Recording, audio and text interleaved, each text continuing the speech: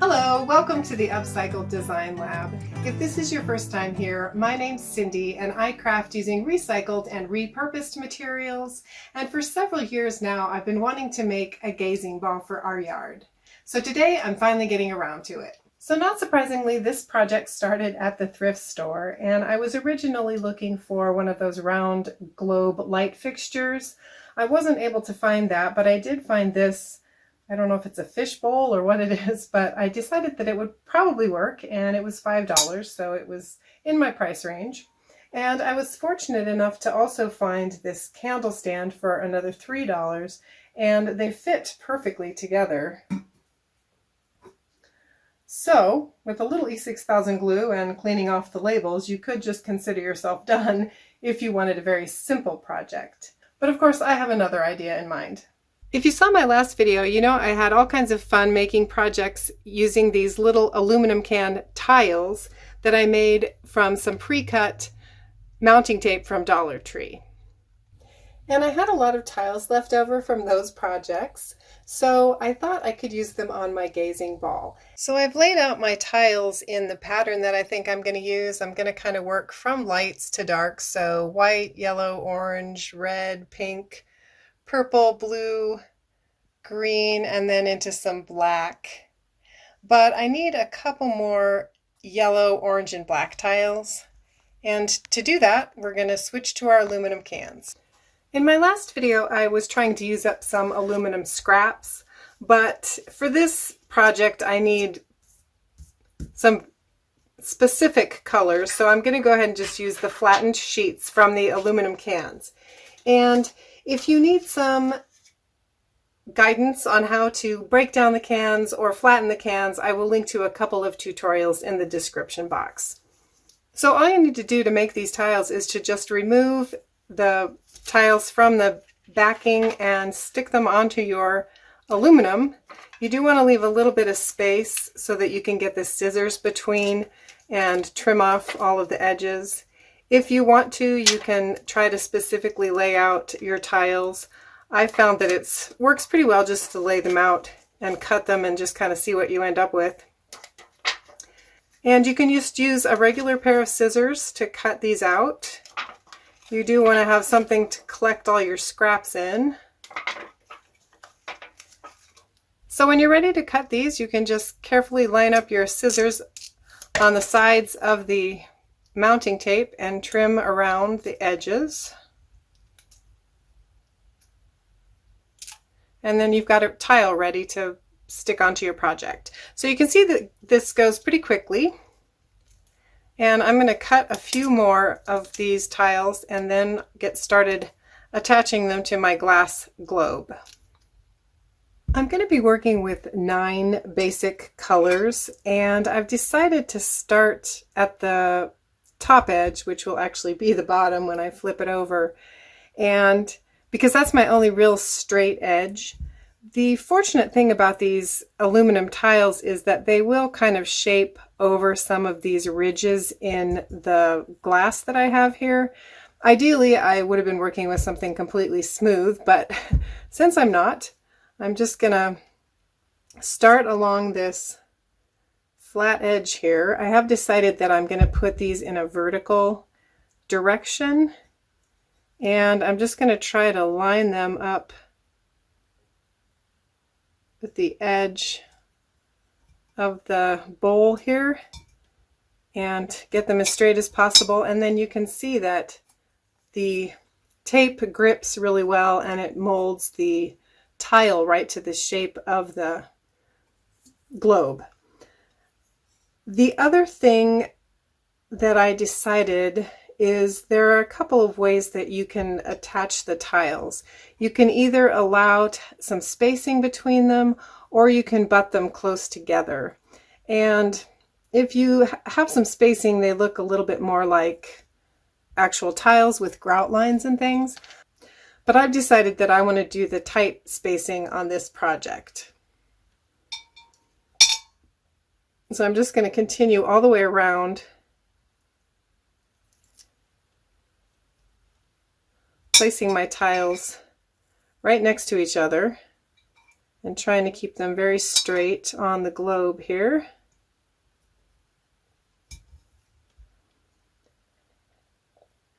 And I'm just going to have to kind of estimate as I'm working around when I want to switch the colors, because like I said, I have 9 sort of distinct colors that I want to switch to, and I don't want them to be an exact striped pattern, so I'm just going to kind of have to play with that as I go along. One thing you want to be careful about is you want to be you don't want to press these in place until you have them exactly where you want them, because they do grab right away. And they are not impossible, but they're difficult to remove from the project, and you will destroy the tile, but you can get them off if you have to, but it's best to get them in the right place to start with.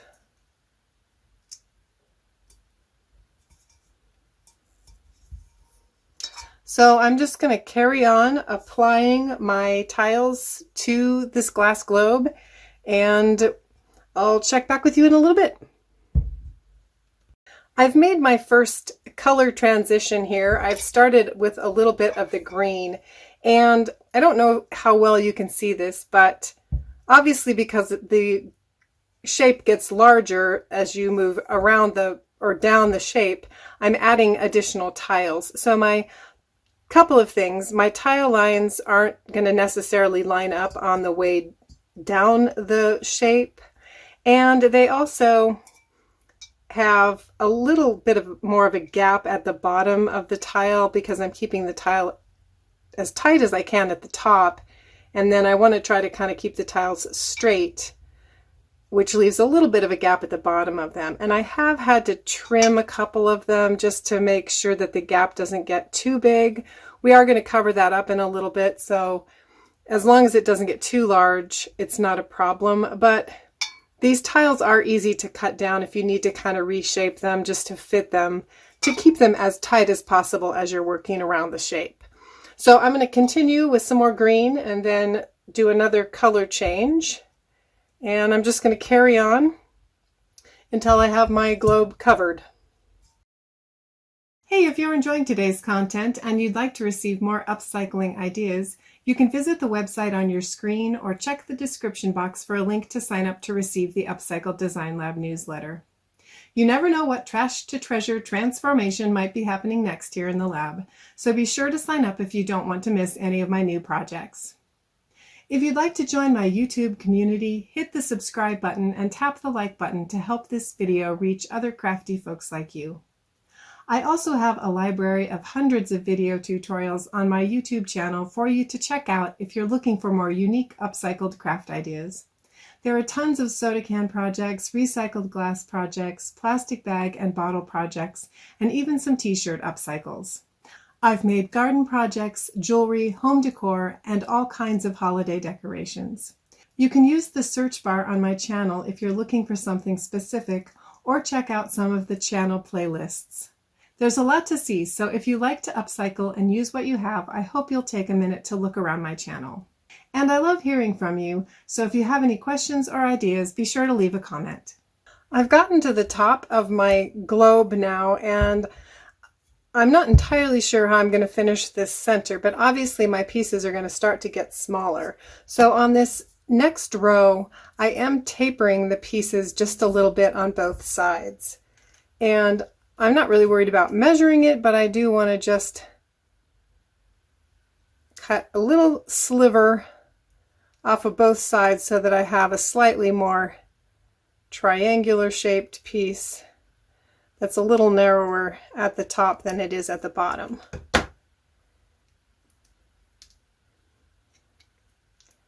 So I'm going to finish this row by applying my little tapered pieces, and then I'm going to have to play around with what to do next.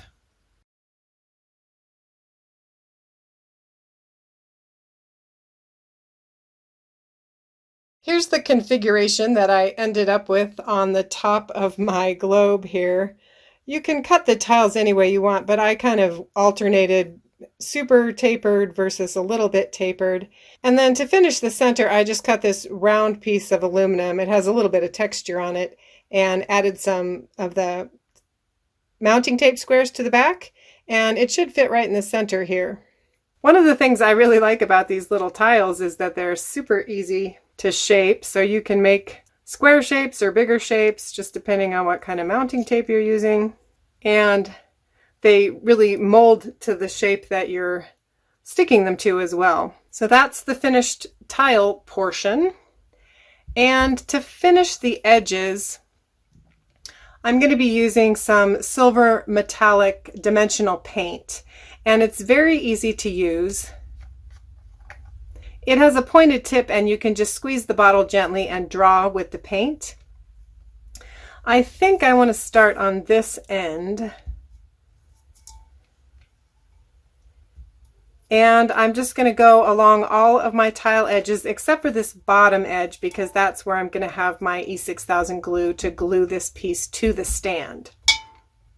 You do want to be a little careful so you're not getting your hand in the glue or in the paint, so you have to sort of plan ahead.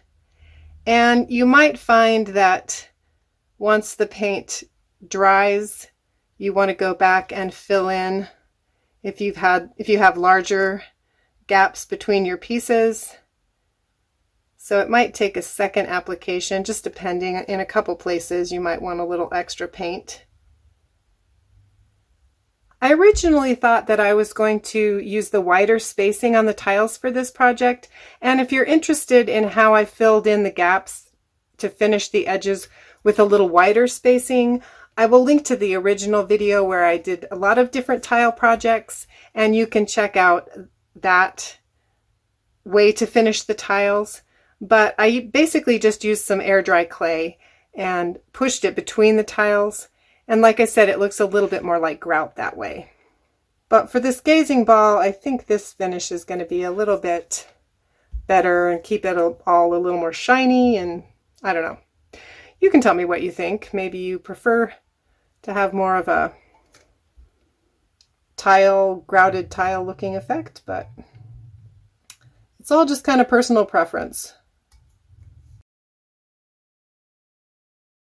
So you can see I'm just drawing right between where the tiles are. I'm trying to cover up the edge of the aluminum so that it's not sharp, and also just to seal the project a little bit so that since it is going to be outside, it will be exposed to wind.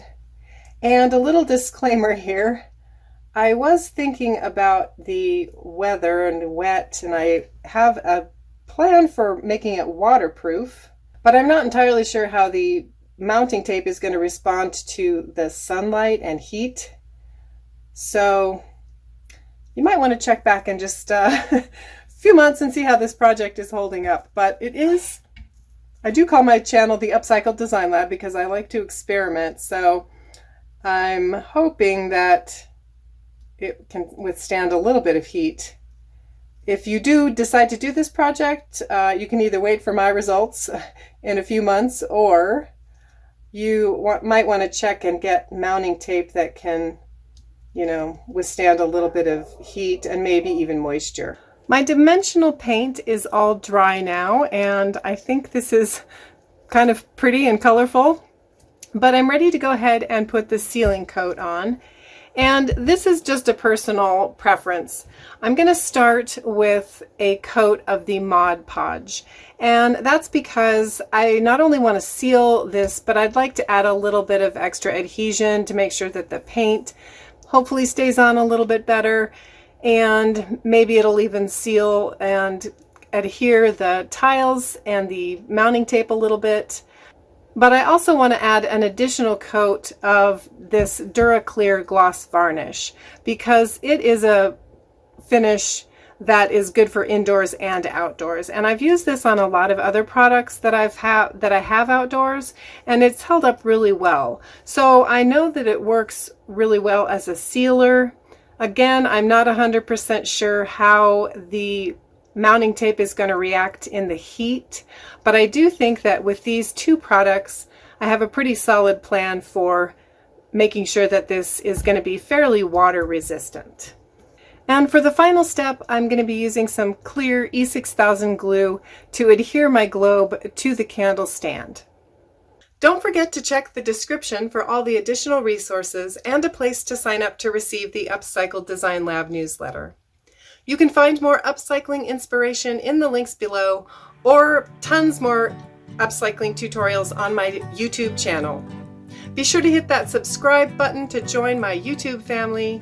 Thank you so much for watching. I hope to see you back here soon in the lab for my next upcycling experiment.